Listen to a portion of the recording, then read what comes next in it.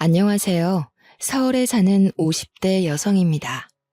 예전에는 눈만 뜨면 먹고 싶은 것도 가고 싶은 것도 많았었는데 나이가 드니 모든 것이 다 부질없다고 느껴지네요. 좋다고 소문난 곳에 가도 감동을 받기보다는 지루함 혹은 따분함이 느껴졌죠. 맛있다는 것을 먹어도 입이 즐겁기는커녕 체하는 일이 다반사라 이제는 소화제를 분신처럼 가지고 다니게 되었고요. 팔팔한 청순일 때는 돈이 없는 노후가 제일 무서울 거라고 생각했는데요. 노년에 접어든 지금 생각해보니 하루가 다르게 늙어가는 몸뚱이가 제일 무서운 것 같습니다. 나이가 먹을수록 늘어나는 것은 생일 케이크의 초 개수만이 아니라는 것을 너무 늦게 알아버린 것이죠. 옹알이를 하지 못할 아주 어린 시절부터 바닷가 근처에서 살았어요. 어업에 종사하시는 아버지 때문이었죠. 항상 바다에 나가 물고기를 잡아오시는 아버지의 얼굴은 항상 빨갛게 달아올라 있었죠. 시간이 지나 벌건 낯빛은 검게 그을렸고요. 아버지의 검은 얼굴이 창피한 것은 아니었지만 항상 옷에 묻어난 생선 비린내는 너무 창피했습니다. 혹시라도 아버지의 옷에서 나던 생선 비린내가 묻어난 건 아닐까 아버지가 집에 돌아오신 날이면 하루에 3번이 넘는 목욕을 하기도 했죠. 그렇다고 아버지가 싫은 것은 아니었어요. 아버지께서는 언니와 저를 낳다 돌아가신 어머니를 대신해 저희 자매를 지극정성으로 키워주셨거든요. 아버지의 냄새를 기피하는 것은 단순히 어부의 딸이라 놀림을 받을 수도 있다는 노파심 때문이었어요. 주변 사람들은 혼자가 된 지 수십 년이 지났는데도 재혼을 하지 않는 아버지에게 재혼을 권했는데요. 아버지께서는 끝까지 자신에게 들어온 재혼 자리를 다 거절하셨어요. 온전히 저희 자매 때문이었죠. 20살이 다가오고 아버지께서는 집과 가까운 곳에 있는 대학교에 가길 원하셨습니다. 물론 재혼도 하지 않고 2 딸들을 열심히 키운 노고를 생각하면 당연히 아버지 뜻을 따르는 것이 맞겠지만 그래도 제 인생에서 제일 중요한 건 스스로의 선택인 거잖아요.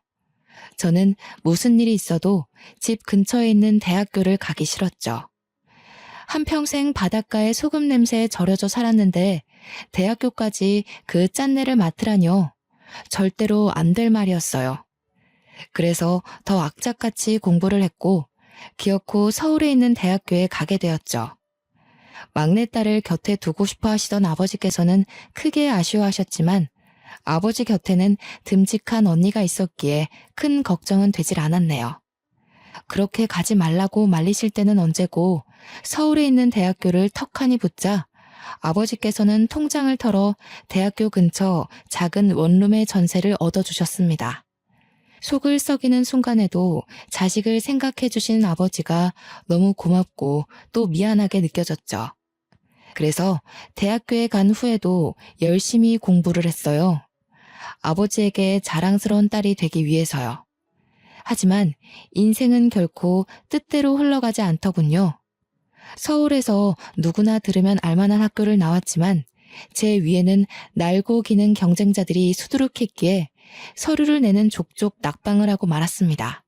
눈을 낮추어 그나마 문턱이 낮은 중견기업에 발을 들이려고도 했지만 그런 곳은 면접장에서 대놓고 남자를 더 선호한다며 딱 잘라 말했죠.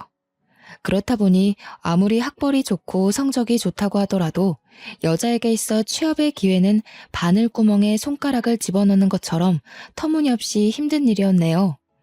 이렇다 보니 취업 대신 결혼을 선택하는 동기들도 심심찮게 보였는데요. 아직 취업도 못했는데 면사포를 뒤집어 쓰고 환하게 웃는 동기들을 보자 속이 쓰리더군요. 취업도 하지 못하고 그렇다고 괜찮은 사람과 결혼도 하지 못하는 제 자신이 너무 하찮고 보잘것없었거든요. 동기들의 결혼식에 다녀온 날에는 중매쟁이에게 연락이라도 해봐야 하나 고민을 했지만 그럴 때마다 고향에 계신 아버지를 떠올렸네요.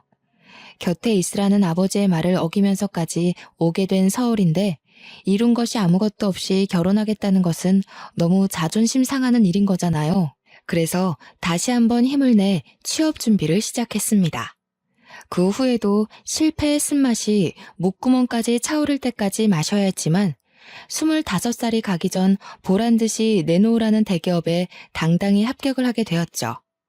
언니 또한 비슷한 시기에 7급 공무원에 합격을 했는데요. 연이은 자식들의 겹경사에 아버지는 기아디기한 속까지 잡아가며 동네 사람들과 잔치를 벌이셨습니다. 이름만 들으면 다 알만한 대기업에 붙었기에 드디어 아버지에게 효도할 일만 남았다고 생각을 했는데요. 효도를 할 새도 없이 대기업의 악명 높은 업무 강도를 온몸으로 느껴야 했어요. 출근을 하는 5일 중 4일은 자정이 다 되어서야 간신히 의자에서 일어날 정도였으니까요.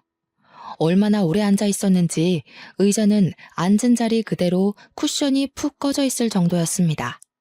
이마저도 고객사와 문제가 생기면 지키지 못할 때가 많았죠. 주말을 반납하고 출근을 하기도 했고요.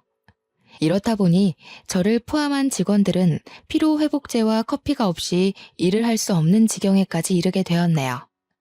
반복되는 야근에 저는 단골 약국까지 생길 정도였어요. 자주 가는 약국에서 일하는 의사는 4살 연상으로 서글서글한 인상에 다정하기까지 했습니다. 약사의 친절한 태도는 단골이 된 가장 큰 이유기도 했고요. 약국에 들를 때면 스스로도 느끼지 못하는 사이 회사에서 겪었던 모든 불평, 불만을 약사에게 털어놓았어요.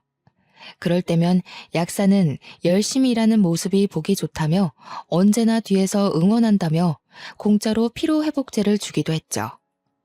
29살이란 늦은 나이에 결혼도 하지 않고 일만 하는 걸 보며 드센 여자라고 생각할 수도 있을 텐데 후려치고 깎아내리기보다 열심히 노력한 것을 인정해주는 약사의 다정함이 심장에 꽂히더군요. 그래서였던 것 같습니다. 약사에게 물불 안 가리고 들이댄 것이 말이에요. 적극적인 구애로 저희는 함께한 지 2년이 되던 해 부부의 인연을 맺게 되었네요. 남편은 홀어머니를 모시고 사는 것을 알았기에 넉넉지 않은 형편일 거라고 예상했어요. 그래서 모아놓은 돈을 털어 결혼 자금으로 써야겠다고 결심을 했고요. 그런데 뜻밖에도 남편은 엄청난 부잣집 자제였습니다. 다만 한 가지 이상한 것은 다른 시동생들은 으리으리한 집에 부동산을 가지고 있는 반면에 남편에게 남겨진 것은 달랑 아파트 한 채뿐이라는 사실이었죠. 장남의 홀어머니까지 모시고 사는데요. 남편은 동생들이 투자를 잘해 그런 것이라며 답을 해주었는데요. 돈 같은 건 전혀 상관없었어요.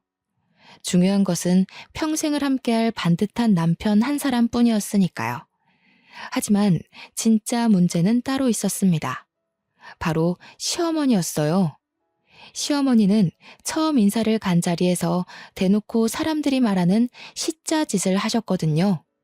장남이랑 결혼하니 늙은 시애미 모시고 사는 건 당연한 거고 요즘 애들 모아둔 돈 없다 집안 사정이 안 좋아서 예단은 간추려서 해야 된다느니 말도 안 되는 소리를 하는데 나는 소미불이 붙은 먼지 한 톨도 다 받을 생각이다. 뭐 너야 나이 먹을 만큼 먹은 노처녀니 돈이 궁할 것 같지는 않다만 혹시나 해서 하는 말이니 귀담아 들어라. 만약에 돈이 없다고 해도 노처녀 인생 구해준 남편 낳은 시애미인데 예단 정도는 빚을 내서라도 해야지. 그건 그렇고 부모님은 뭐 하는 사람이라고 했지? 어머니는 저를 낳으시다가 돌아가셨고 아버지께서는 부산에서 선장으로 일하고 계세요. 왜야? 아이고 주야. 하필 많고 많은 직업 내버려두고 바닷가에서 칼 들고 날뛰는 어부딸이랑 결혼을 하다니. 너희 아버지도 죽어서 좋은 데 가기는 이미 글렀구나. 한평생 생선 대가리를 쳐댈 텐데 죽어서 잘 쳐줘야 개돼지로 환생하겠구나. 너도 마찬가지다. 애비가 죄 없는 생선 배가른 돈으로 키웠을 텐데 너라고 어디 곱게 죽을까? 저희 아버지가 범죄를 저지른 것도 아닌데 어떻게 그런 심한 말씀을 하실 수가 있으세요? 어머니 말씀대로라면 저희 아버지뿐만 아니라 고기 도축하시는 분들이나 정육점 운영하시는 분들도 다 지옥에 가는 거잖아요. 벌써부터 시애미한테 따박따박 말대꾸하는 거 봐라. 어른이 그렇다고 하면 수궁하고 시애미한테 잘해서 죄를 덜 생각을 해야지. 이래서 칼질하는 집이랑은 인연 맺지 말라는 건데. 나중에 친정 갔다 온다고 설치다가 생선 비린내 묻혀올까봐 걱정이다. 물론 사람마다 직업에 가지는 의식이 다를 수 있다고 100번 양보하고 넘어갈 수도 있겠지만 회를 2점씩 집어먹으며 어업에 종사하시는 아버지를 비아냥거리니 제 기분이 팍 상하더군요. 아버지같이 어업에 종사하시는 분이 없었다면 신선한 회는커녕 물고기 한 마리 못 먹을 게 뻔한 거잖아요. 그래서 남편을 불러 어머니가 정말 너무한 것 같다고 말을 했죠. 원래 이렇게까지 말을 험하게 하시는 분은 아닌데 그동안 내가 들어오는 선도 전부 마다하다가 이제야 결혼하니까 그게 좀 껄끄러우셨나 봐. 어머니한테는 내가 따로 얘기할 테니까 이번에만 좀 봐줘. 당신 알지? 난 장인어른 엄청 존경하고 좋아하는 거. 장인어른 같은 분 아니면 이런 신선한 회를 언제 먹어보겠어. 남편만 아니었으면 뒤도 안 돌아보고 달아났을 테지만 온 힘을 다해 사랑해주는 남자는 못 구할 것 같다는 생각에 두 눈 꼭 감고 결혼을 하게 되었네요. 결혼 후 한 달 동안은 엉덩이를 붙일 일이 없었습니다. 신혼여행을 다녀온 후부터 4명이나 되는 시동생들이 하루가 멀다 하고 찾아와 술판을 벌였거든요. 가져다주는 음식과 술을 얌전히 받아먹어도 미울 판에 시동생들은 손가락 하나 까딱하지 않고 남편을 부려먹었어요. 거하게 취한 시동생들은 남편에 대한 막말도 서슴지 않았죠. 아유, 개뿔도 없는 우리 형이랑 결혼하다니 우리 형수는 앞으로 고생길만 펼쳐지겠네. 장남이라서 어머니도 모셔야 되고 돈은 없고. 형수님, 지금 형이 월세 내고 있는 약국 제 거인데 모르셨죠? 기가 막혔습니다. 아무리 공과 사는 확실하게 구별해야 한다고 쳐도 다른 사람도 아닌 제일 가까운 가족한테 월세를 더 받다뇨. 그것도 말도 안 되는 이유를 들먹이면서 말이에요. 남편은 속없이 허허 웃기만 했지만 속에서는 부하가 치밀어 올랐습니다. 어디 우리 귀한 아드님이랑 쟤를 비교하니? 3년 일찍 태어난 게 뭐 그리 대수라고. 사람이 공부만 잘하면 쓰나. 우리 귀한 아드님처럼 돈 버는 재수가 있어야지. 아마 쟤는 평생 우리 아들 월세만 갖다 바쳐주다가 죽을 거다. 내가 왜 생선 비린내나 묻히고 다니는 저 청껏이랑 네 형을 결혼시켰겠니? 다 우리 귀한 아들들 수발 들라고 한 거지. 그래서 내가 형네 상가에서 월세 30만 원씩 더 받는 거잖아. 아직 우리 식구들 다 젊어서 약사인 형 필요도 없는데 돈이라도 더 뜯어내야지.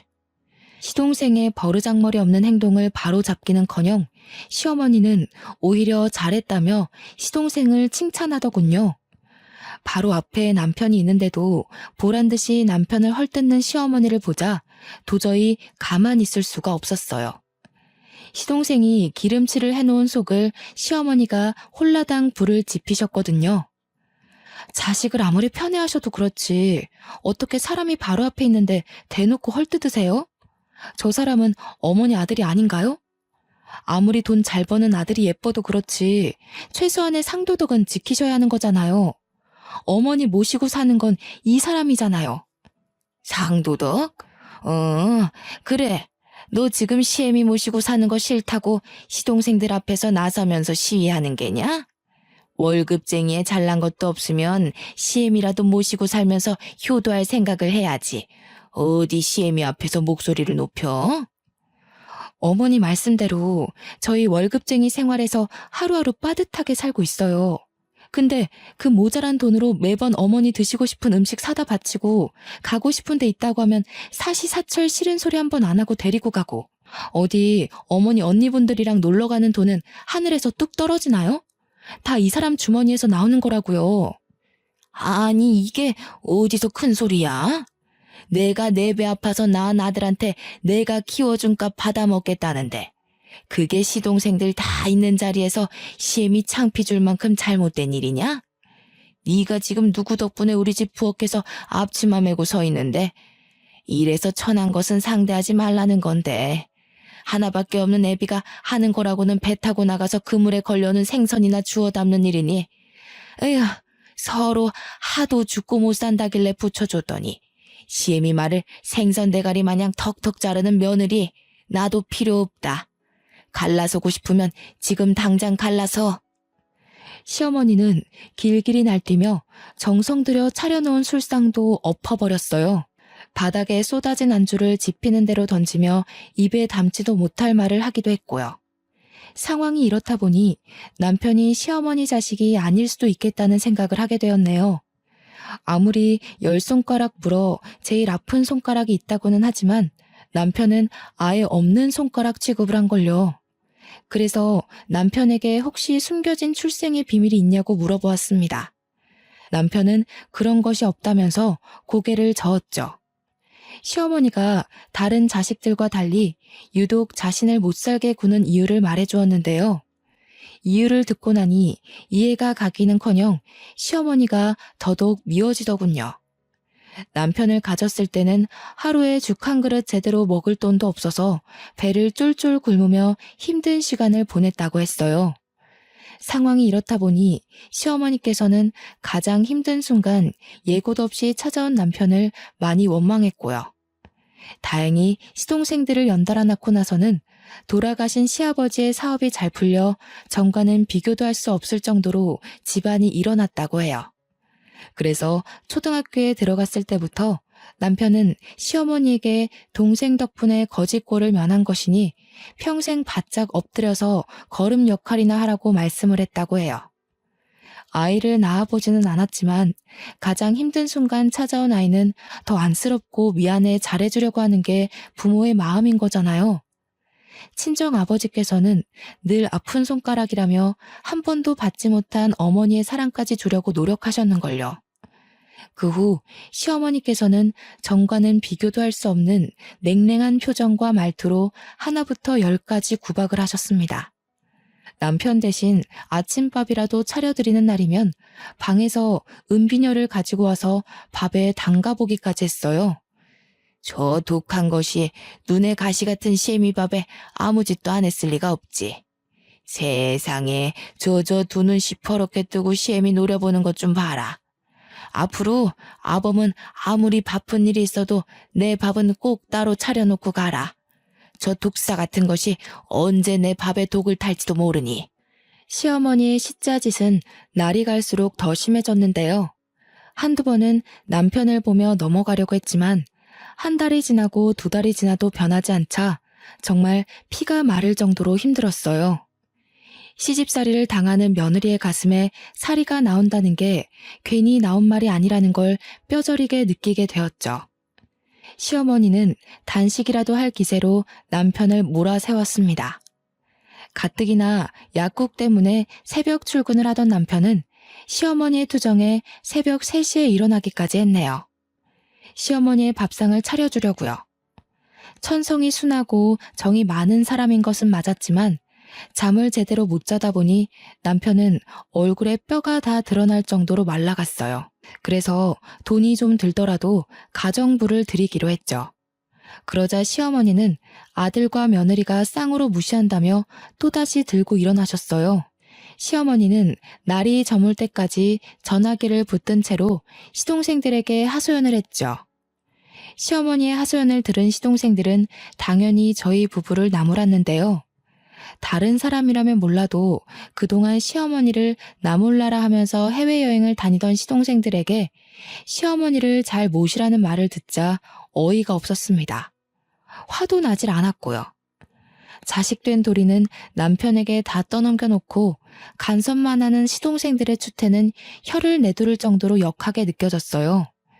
그래서 시어머니 좀 잘 모시라며 타박하는 첫째 시동생에게 한 소리를 했죠. 네, 그동안 못난 저희 부부 때문에 어머니가 고생하시기는 했죠. 그래서 이제 어머니 안 모시려고요. 생각해보니까 얼마 되지도 않는 월급 박박 긁어서 어머니 모셔봤자 매일 밥상 없는 건 기본에 툭하면 배 타고 받아나가는 저희 아버지 모욕까지 하시잖아요. 저희 부부가 어머니 모셔봤자 좋은 소리 나오지도 않는데 앞으로는 돈도 잘 벌고 어머니가 끔찍이도 죽고 못 사는 도련님들이 돌아가면서 어머니 모시세요. 형수님, 어머니가 몇 마디 좀 했다고 거 너무한 거 아닙니까? 장남이 떡하니 버티고 있는데 저희가 어머니를 왜 모셔요? 말이 안 되잖아요. 저랑 동생들이 형수네처럼 한가한 것도 아니고. 남의 돈 벌겠다고 꼭두 새벽부터 나가서 해질 때까지 일하고 들어오는데 도련님 눈에는 그동안 한가한 거로 보였나 봐요? 저희 부부는 남의 집 살이하느라 그런 생각은 꿈에도 못하는데 도련님도 이 핑계 저 핑계 대면서 놀러 다닐 생각만 하지 마시고 이번 기회에 어머니한테 효도나 하세요. 아무리 그래도 집에 장남이 떡하니 자리 잡고 있는데 차남이 나서서 어머니를 모시다니요. 말이 안 되죠. 자꾸 장남거리는데 그동안 저희 남편 덕에 편하게 사셨으니 이제라도 자식된 도리 하셔야죠. 장남이 부모님 모셔야 된다고 법이 정해져 있는 것도 아닌데. 시어머니를 모시는 것은 싫었는지 시동생은 자꾸만 장남을 운운하며 시어머니를 모시고 가는 걸 회피했어요. 그래서 친절하게 어머니를 직접 댁까지 모셔다 드렸죠. 아무리 남편을 사랑한다고 해도 한평생을 시어머니와 시동생들에게 천대를 받으며 살고 싶지는 않았거든요. 시어머니를 모시고 간 지 일주일도 되지 않아 첫째 시동생은 전화소리가 끊기지 않도록 연락을 해왔습니다. 집사람과 이혼할지도 모르니 당장 시어머니를 모시고 가라면서요. 저는 곧 죽어가는 목소리로 앓는 소리를 하는 시동생에게 제안을 했죠. 시어머니를 모시는 조건으로 약국의 월세를 받지 말라고요. 시어머니를 모시는 것이 어지간히 싫었는지 첫째 시동생은 바로 월세를 안 받겠다고 약속을 했네요. 다시 집으로 돌아온 시어머니는 어떻게든 트집을 잡으려 노력을 했는데요. 딱히 트집 잡을 것이 없자 엉뚱한 곳을 꼬집으며 저희 부부를 곤란하게 만들었습니다. 손주 보는 것에는 별 관심도 없던 시어머니는 결혼한 지 4년이 지났는데 왜 애소식이 없냐며 닥달을 했어요. 시어머니의 간섭에 저희는 몹시 불편해졌죠. 사실 저희 부부는 결혼 후에도 아이는 낳지 않겠다고 약속을 했거든요. 친정 어머니께서도 저를 낳다가 돌아가셨기에 저희 자매는 출산에 대한 두려움이 있었는데요. 차마 시어머니에게는 이 이야기를 못하겠더라고요. 또 노발대발하실 게 뻔하잖아요. 시어머니께서는 부부 침실에 들어오는 것도 서슴지 않아 하시며 빨리 애를 낳으라고 닥달하셨습니다. 남편이 그러지 말라고 말려보았지만 효과는 하루 이틀 뿐이었어요. 아이에 대한 스트레스가 깊어질 때쯤 후원단체에서 전화가 걸려왔죠. 결혼 후 꾸준하게 후원을 하고 있던 아이의 부모님이 돌아가시고 친인척도 없이 고아원에 들어가게 된다고요. 전화를 끊은 후에는 가슴에 돌덩이를 얹은 것 마냥 마음이 무거웠네요. 이미 중학생까지 된 아이가 고아원에 가서 잘 적응하기란 쉽지 않은 일이니까요. 몇 번 보지 않았지만 아이는 경제적으로 넉넉하지 못한 상황임에도 자신의 불행을 탓하지 않을 만큼 의젓해 보였어요. 단정한 아이의 품행에 더 마음이 쓰인 것이었죠. 그래서 고민 끝에 남편에게 상의를 했어요. 아이를 저희 부부가 입양하면 어떻겠냐고요. 남편 또한 후원하던 아이를 눈여겨보고 있었기에 흔쾌히 허락을 했죠. 그렇게 저희는 마음으로 낳은 아이를 딸로 입양하게 되었네요. 하지만 이번에도 문제는 독사 같은 시어머니의 입이었어요. 중학교 교복을 입은 딸아이가 집에 들어오는 순간 인상을 찡그리며 손에 들고 있던 진보다리를 현관문 쪽으로 내다 버렸죠. 어디 근본도 모르는 것을 우리 집에 들여? 멀쩡한 몸으로 시집와서 애도 안 낳겠다. 어디서 굴러먹다 온지도 모르는 잡종을 딸로 입양하겠다. 아이고, 집안의 부모 얼굴도 모르는 잡종이 장남 자식이라고 판을 치게 생겼으니 이 일을 어쩌면 좋을꼬. 내가 먼저 죽은 남편 얼굴을 볼 낯이 없다. 다른 일이라면 어머니 말씀을 듣겠지만 이미 마음에 품기로 한 딸을 어떻게 다시 내쳐요. 지금이야 낯설어서 그렇지 같이 지내다 보면 괜찮아지실 거예요. 얼마나 속 깊은 애인데요. 어머니도 분명 마음에 들어 하실 거예요. 정 같이 지내는 게 불편하다 하시면 제가 동생들한테 연락 돌려놓을 테니 가서 편히 쉬셔도 되고요. 내 말이라면 산에 가서 인삼 대신 도라지라도 캐오던 애가 이럴 수는 없지. 홀렸어. 홀려도 단단히 홀린 게야. 평소 어머니 말이라면 껌뻑 죽던 남편도 이번만큼은 단호하게 나오더군요. 시동생들의 집에서 지내는 것은 싫었는지 시어머니께서도 궁시렁거리기만 할 뿐 큰 사고는 치지 않으셨어요. 환영을 받아도 적응할까 말까인데 집에 들어온 첫날부터 시어머니에게 된통 당해버렸으니 딸아이가 집에 적응을 하지 못할 수도 있다는 생각이 들었는데요. 워낙 천성이 밝고 씩씩한 아이여서 그런지 금방 적응을 했네요. 그 후 저희 집에 없어서는 안 될 가장 소중한 보물이 되었고요. 입양한 딸아이를 보자 시동생들은 대놓고 폭소를 터뜨렸습니다. 우리 형 불쌍해서 어쩌나? 졸지에 얼굴도 모르는 다른 집 새끼를 자기 둥지에 데리고 왔으니 형수님 정말 대단하십니다. 저희 집에 시집 오셔서 고작 한다는 게 부모 얼굴도 모르는 뻐꾸기 새끼를 형 자식이라고 턱하니 호적에 올리다니요. 잘하는 것도 없는 친자식 보면서 속 끓이며 살 바에는 공부도 잘하고 예의 바른 남의 집 자식 데리고 와서 사는 게 더 나을 것 같은데요. 우리 딸 입양한 거 도련님네 자식들 보고 결정한 거예요. 뭐 하나 잘하는 거 없이 사고만 치고 돌아다니는 거 자식이라고 속 끓고 사는 꼴 보니 저는 도저히 그렇게 못 살 것 같아서요. 형수님, 말씀이 좀 지나치시네요. 아무리 그래도 조카인데 피도 안 섞인 가짜 끼고 도는 형수님한테 그런 말 들으니 엄청 불편하네요. 애들 앞에서 함부로 말하는 도련님이 지나친 거죠. 어디 친자식 몸에 나는 피에는 금덩이라도 흐른답니까? 똑같은 사람끼리 똑같은 피 흐르고 사는 거지. 친부모 자식 사이가 뭐 그리 유별나다고.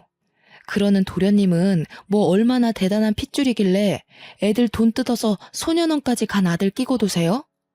우리 애가 뻐꾸기 새끼라면 도련님네 애들은 속이 시커먼 너구리라고요. 둘째 시동생은 이내 술잔을 소리가 날 정도로 탁 내려놓으며 시댁을 나갔어요. 그럴 만도 했죠. 사실 시동생들의 아이들은 전체적으로 공부에 영 소질이 없었지만 그 중에서도 제일 가는 꼴통은 둘째 시동생의 아들들이었거든요. 공부 한번 시키겠다고 몇 천만 원씩 들여 투자를 했지만 아이들은 공부를 하기는커녕 오토바이를 타고 다니며 동급생들의 돈을 뜯기 바빴죠. 첫째 아들은 물건을 훔치다 잡혀 소년원까지 가게 되었고요. 그러니 공부도 잘하고 예의 바르기까지 한 딸아이를 시기하고 질투하는 건 어찌 보면 당연한 일이었습니다. 고등학교에 올라간 딸아이는 수능이 제일 어렵다고 소문이 난 해 턱하니 서울대에 붙게 되었는데요. 딸이 서울대에 갔다는 소식을 전해들은 시동생네 식구들은 차례로 머리에 흰 천을 두르고 알아 누웠다고 했습니다. 솔직히 통쾌하기는 하더군요. 돈이 많다고 건물 월세며 집안 행사며 배짱을 부리던 시동생들을 딸아이 덕분에 한 방 먹인 거나 다름이 없잖아요. 그 후 딸아이의 인생은 탄탄대로였습니다. 서울대 사범대를 졸업한 딸은 낙방하는 일 없이 연이어 임용고시에도 턱하니 합격을 했으니까요. 딸아이는 25살이란 어린 나이에 알아주는 사립중학교의 교사로 발령을 받았죠. 혼자서 모든 일을 씩씩하게 헤쳐나간 딸아이를 볼 때면 그저 흐뭇할 따름이었습니다. 맞벌이를 하는 탓에 다른 엄마들처럼 챙겨주지도 못했는데 언제나 사랑한다며 감사함을 표하는 딸이 듬직하고 사랑스러울 뿐이었고요. 꽃다운 나이에 꽃보다 더 빛나는 직장을 가진 딸아이에게 정말 좋은 남자를 붙여주고 싶었어요. 부모의 마음이라면 자기 자식한테 제일 예쁜 것, 제일 좋은 것을 주고 싶은 게 부모의 마음이니까요. 그런데 행복이 가장 부풀어 오른 순간 시어머니는 제가 가진 행복을 한순간에 터뜨려 버렸습니다. 금요일 오후 딸아이는 오랜만에 외식을 하자며 저희를 따로 부르더군요. 식당에 도착하자 딸아이는 옆에 앉은 시커먼 남자를 소개시켜 주었어요. 결혼하고 싶은 사람이라면서요. 말을 들어보니 남자는 딸아이가 대학 시절 사귀었던 남자라고 했어요. 딸아이가 많이 좋아했지만 이별 후 남자가 다른 여자에게 장가를 가는 것을 보면서 마음을 포기했다가 남자가 이혼을 한 지금 연락이 닿아 다시 결혼을 결심했다고 하더라고요. 남자 사업을 해 돈을 많이 번다고는 했지만 딸아이보다 10살이나 많은 데다 초우는 딸과 다르게 양옆으로 자식까지 주렁주렁 달고 있으니 사윗감으로 내키지는 않았네요. 아니, 오히려 절대로 결혼시키고 싶지 않다고 하는 것이 더 올바른 표현이었어요. 남편 또한 저와 같은 생각인 것처럼 보였습니다. 그래서 저희 부부는 딸아이를 설득시키기 위해 노력을 했죠. 하지만 딸아이는 예상 밖의 말로 저희 부부의 심장을 철렁 내려앉게 만들었어요. 딸아이는 이미 남자와 혼인신고를 한 상태라고 말을 했거든요. 깜짝 놀라며 그게 무슨 말이냐고 되묻자 딸아이는 시어머니의 권유로 혼인신고를 먼저 했다고 하더군요. 저희 부부가 반대할 수도 있다면서요. 분명 남자에게 돈이 많다는 이야기를 듣고 어떻게 해서든 딸아이를 결혼시켜 한몫 단단히 챙길 요령이었던 것이죠. 말하지 않아도 시어머니의 시커먼 속내쯤은 알 수 있었습니다. 그래서 며느리의 도리 같은 것은 잊은 채 시어머니에게 바락바락 대들었죠. 그깟 돈이 얼마나 대단하기에 소중한 딸아이의 인생을 망치냐고요. 부모도 모르는 잡종한테 그만하면 과분한 신랑감이지. 어디 진짜 부모가 누구인지 알지도 못하는 잡종한테 장가들려는 남자가 있을 거나 같으냐? 그나마 애라도 딸린 첩실자리니까 결혼이라도 해주는 거지. 시집도 못 가고 사람들한테 뜯어먹힐 잡종 결혼시켜줬더니 내가 별소리를 다 듣는구나. 그래도 네가 이렇게 길길이 날뛰는 모습 보니 밤에 잠은 잘 오겠다. 시간을 돌릴 수만 있다면 과거로가 절대 그 남자를 만나지 말라고 딸아이에게 말해주고 싶었어요. 하지만 그럴 수 없길래 쓰린 속을 부여잡고 끙끙 앓을 뿐이었죠. 딸아이 또한 정말 사랑한다고 말했고 결국 울며 겨자 먹는 심정으로 딸아이의 결혼식에 참가하고 말았네요. 딸아이가 신혼여행을 간 후 저희 부부는 편하게 잠에 들지 못했어요. 모두가 자신의 탓이라며 스스로를 자책한 뿐이었고요. 신혼여행을 다녀온 후 딸아이는 사위가 마련한 집에 들어가서 살았습니다. 그런데 막상 딸과 떨어져 살려니 아쉬움이 몰려오더군요. 기껏해야 10년 조금 넘게 데리고 살았던 딸이 벌써 곁을 떠난다는 사실이 미안함과 쓸쓸함이 한꺼번에 몰려왔어요. 해준 것도 없는데 너무 일찍 시집을 보낸 것은 아닌가라는 후회가 밀려오기도 했고요. 한 번 이혼을 했다고 해서 색안경을 끼고 봤지만 그래도 사위는 딸아이에게 잘해주려 노력을 하는 모양이었어요. 2시간이나 떨어진 곳에 살면서도 한 달에 한 번씩 딸아이와 함께 집에 들렸죠. 그래서 저 또한 좋은 장모, 너그러운 할머니가 되기 위해 노력을 했습니다. 하지만 딸아이가 오는 횟수가 늘어나자 시어머니는 멀쩡한 머리에 흰 천을 감으며 잡종들이 하도 많아 머리가 지끈거린다고 했어요. 그 한마디에 시어머니의 눈치를 보던 딸아이는 앞으로 집에 오지 않겠다고 말을 했고요. 곧 죽어도 딸아이를 쳐다보지도 않는 시어머니가 참 밉기도 했지만 딸아이 또한 원래부터 시어머니를 불편해했기에 앞으로는 저희 부부가 딸아이의 신혼집을 가는 것으로 합의를 보았죠. 사위 또한 흔쾌히 허락을 했기에 신혼집에 방문할 때면 딸아이가 좋아하는 반찬을 바리바리 싸들고 갔습니다. 그런데 신혼집에 갈 때마다 이상하게 느낀 점이 하나 있었어요. 딸아이가 점점 말라간다는 것이었죠. 사람은 행복하면 얼굴에 살이 오른다는데 딸아이는 그 반대였거든요. 한 해가 다르게 홀쭉해져 딸아이를 보는 것 참 마음 아픈 일이었습니다. 그래서 날을 잡고 딸아이와 함께 단둘이서 시간을 보내게 되었네요. 드라이브도 하고 싱싱한 회도 먹이자 딸아이의 표정은 한결 밝아지더군요. 예전 같이 살 때처럼 말이에요. 딸아이의 풀어진 표정을 보며 조심스럽게 물어보았습니다. 혹시 남편이랑 사이가 안 좋은 거냐고요. 노파심의 한 말이었지만 딸아이는 잘해주고 있으니 너무 걱정하지 말라는 말만 했기에 그저 답답할 뿐이었네요.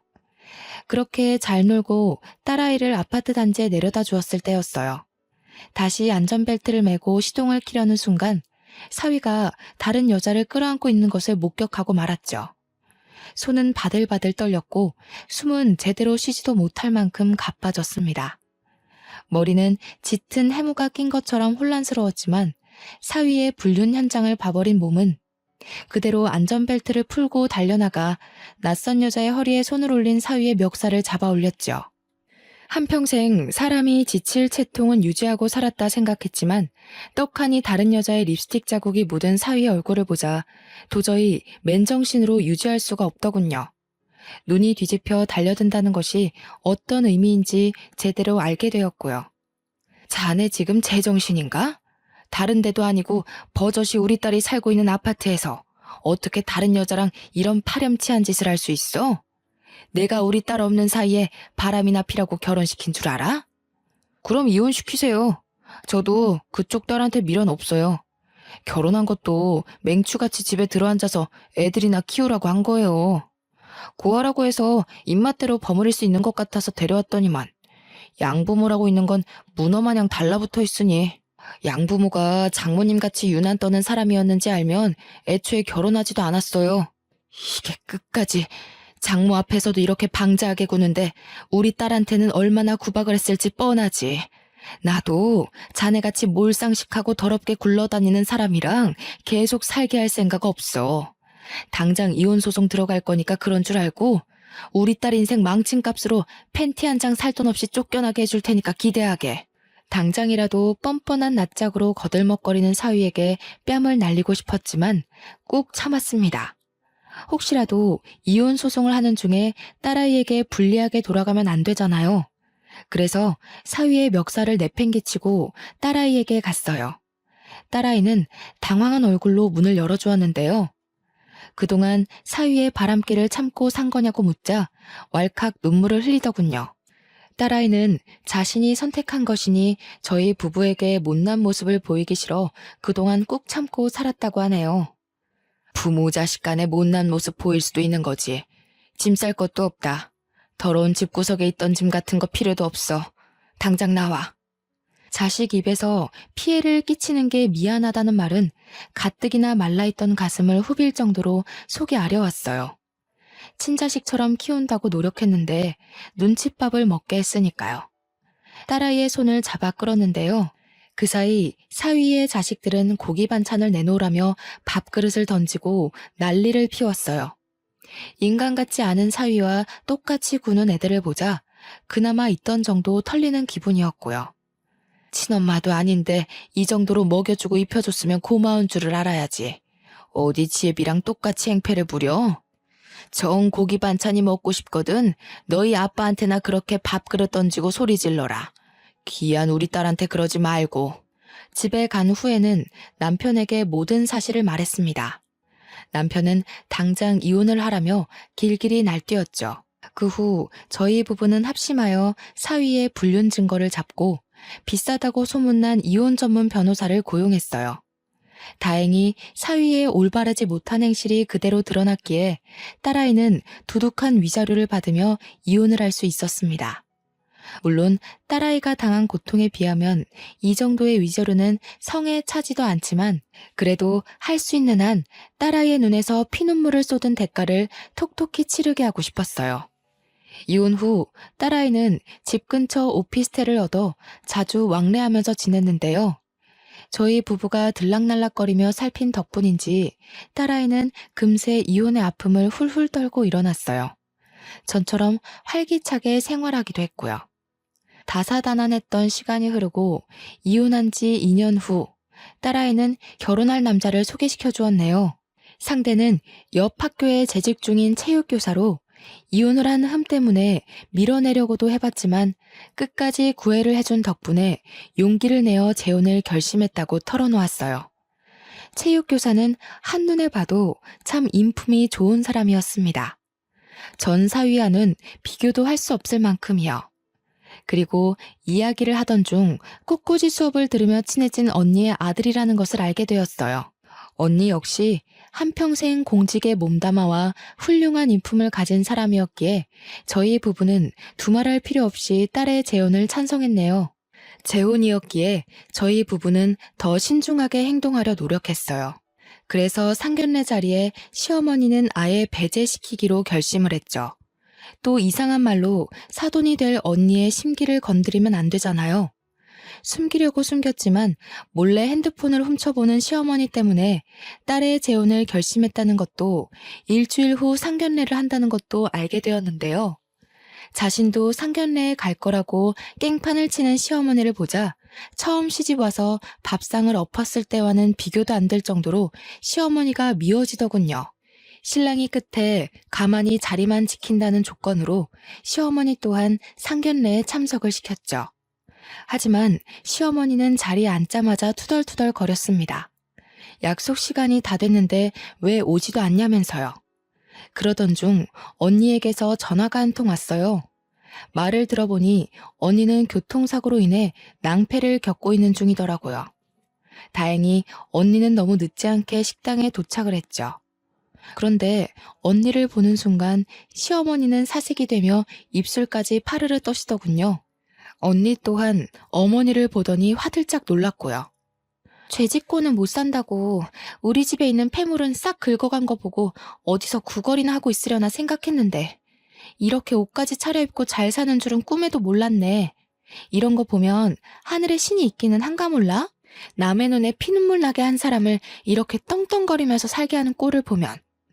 언니의 말에 저희 부부는 당황할 수밖에 없었어요. 시모가 평생 부잣집 외동딸로 살다 돌아가신 시아버지 집안에서 맺어주는 정략 결혼을 한 것이라고 철석같이 믿고 있었거든요. 뭔가 오해가 있었던 것 같다고 말을 하자 언니는 코웃음을 쳤죠. 부잣집 외동딸은 무슨, 너희 시어머니 우리 집에서 10년 넘게 일한 가정부야. 어디 그뿐이야? 우리 집 운전기사랑 살림까지 차리고 살았었는데 없이 산 게 미안하다고 금가락지까지 해주려고 했던 남편도 버리고 부동산 사장이랑 눈이 맞아서 우리 집 폐물까지 싹 털어서 야반도주했잖아. 아이고 내 팔자야. 말년에 이게 무슨 망신인지. 시어머니는 철푸덕 바닥에 주저앉으며 소리내어 울기까지 했는데요. 널브러진 시어머니를 대신해 언니는 저희 부부에게 시어머니의 숨겨진 진실을 모두 알려주었어요. 시어머니는 야반도주를 했을 적 남편을 임신한 상태였어요. 끼니도 제대로 먹을 수 없는 궁핍한 생활을 하는 것도, 끔찍이도 싫어하는 전 남편의 핏줄을 이어받은 것도, 시어머니는 모든 것을 남편 탓으로 돌리며 구박을 한 것이었죠. 그래서 장난임에도 불구하고 유산을 제일 조금 준 것이었고요. 아무리 서로 죽고 못 살아도 나는 이런 콩가루 같은 집안에 우리 아들 장가 보낼 생각 없다. 미안하지만 결혼은 없던 일로 해야겠어. 언니네 식구들이 빠져나가고 식당 안에는 저희 가족밖에 없었습니다. 방금 전까지만 하더라도 멀쩡하던 남편은 혼이 나간 사람처럼 의자에 앉은 어깨를 축 늘어뜨리고 있었네요. 그럴 만도 했어요. 미우나 고우나 지금까지 시어머니를 제일 많이 챙긴 사람은 남편인 거잖아요. 시어머니에 대한 애정이 컸던 만큼 배신감도 큰 것은 당연한 일이었죠. 남편은 친아버지를 버리고 재혼한 것을 후회하지 않냐고 물어보았어요. 후회는 무슨, 괜히 저런 옆에 내가 하는 말에 휘둘려서 지금까지 키워준 은혜도 다 잊을 셈이냐? 지금이야 네가 친부랑 살아본 기억이 없어서 이런 식으로 나오지. 없는 집구석에 살아봐라. 네가 지금 그런 소리를 할 수 있나? 찢어지게 가난한 집에서 사랑받고 살 바에는 부잣집에서 구박받으면서 보깃국 얻어가는 팔자가 더 좋은 게다. 능력 없는 애비 밑에서 자랄 뻔한 거 구해줬더니 고마워하지는 못할 망정 어디서 키워준 애미한테 큰 소리로 대들어? 제가 한 번이라도 어머니한테 고깃국 먹여달라고 투정한 적 있었어요? 없었잖아요. 동생들이랑 둘러앉아서 밥 먹을 때면 매번 좋은 고기는 동생 앞에 골라주고 제일 볼품없는 고기는 제 국에 넣어주는 어머니 보면서 그동안 얼마나 울었는지 어머니는 죽었다 깨어나도 모르겠죠. 어머니한테 저는 덤으로 생긴 손가락 같다는 거 알았어도 꾹 참고 어떻게든 잘해드리려고 노력했어요. 그래도 세상에 하나밖에 없는 부모니까요. 근데 이제 그럴 필요 없을 것 같네요. 시어머니는 어디 한번 해보라는 식으로 배짱을 부렸지만 남편은 정말로 시어머니를 내쫓았어요. 시동생들에게도 유산을 많이 상속받은 자식들이 어머니를 모시라며 단단히 으름장을 박아놓았고요. 한 번 돌아선 남편은 정말 매섭게 가지치기를 하기 시작했어요. 첫째 시동생 내의 건물에 있던 약국마저 다른 곳으로 이전하고 평생을 살던 집을 내놓기까지 했죠. 시댁 식구들을 모두 잘라낸 후 남편은 혼자서 언니네에 찾아가 무릎을 꿇고 빌었는데요. 처음에는 시어머니가 저지른 만행 때문에 남편을 본체만 채했지만 끝낸 남편의 진심을 알아주었고 결국 저희 딸아이는 무사히 재혼을 할 수 있었네요. 딸은 현재 아들, 딸 한 명씩 낳고 잘 살고 있는 중이랍니다. 며칠 전 집에 놀러온 딸아이가 말하길 전 사위에게서 연락이 왔다고 해요. 딸아이가 헤어진 후 이혼을 연달아 4번이나 해놓고선 다시 결혼해달라고 염치도 없는 소리를 해댄 것이었죠. 딸아이와 전 사위의 이야기를 웃으면서 할 수 있는 날이 온 것만 하더라도 행복하기만 하네요. 큰 소리를 떵떵 치며 나갔던 시어머니께서는 경기도 외곽 소형 아파트에서 혼자 살고 계세요. 시동생들 또한 불같은 시어머니의 성정을 못 받아낸 것이 분명했죠. 시동생들 마음도 이해는 합니다. 제멋대로의 욕심까지 많은 시어머니를 모시는 것은 들판에 널뛰는 말을 길들이는 것보다 더 힘든 일인걸요. 요즘 시어머니께서는 심심찮게 합가 이야기를 하곤 해요. 하지만 큰 걱정은 없습니다. 제가 말하지 않아도 남편이 나서서 시어머니의 요구를 딱 잘라내거든요. 정년이 얼마 남지 않은 시점에서 요즘은 남편과 함께 은퇴 계획을 세우고 있는 중이에요. 고심 끝에 바다가 있는 저의 고향으로 내려가 살 계획이죠. 평일에는 바다의 짠내를 맡으며 남편과 둘이 산책을 하고 주말에는 오붓하게 거센 바람에 비린내를 묻히며 낚시를 할 생각을 하니 벌써부터 은퇴 후의 삶이 기대가 되곤 합니다. 소박하지만 즐거운 일상을 같이 보낼 사람이 있다는 것이 얼마나 감사한 일인지 뼈저리게 깨닫고 있는 중이고요. 남편과 함께하는 새로운 제2회차의 인생이 기다리기에 저는 오늘도 힘을 내어 살아보려고 합니다. 지금까지 지루할 수도 있는 제 사연 들어주셔서 감사드립니다. 사연을 경청해주신 여러분들 언제나 행복하세요.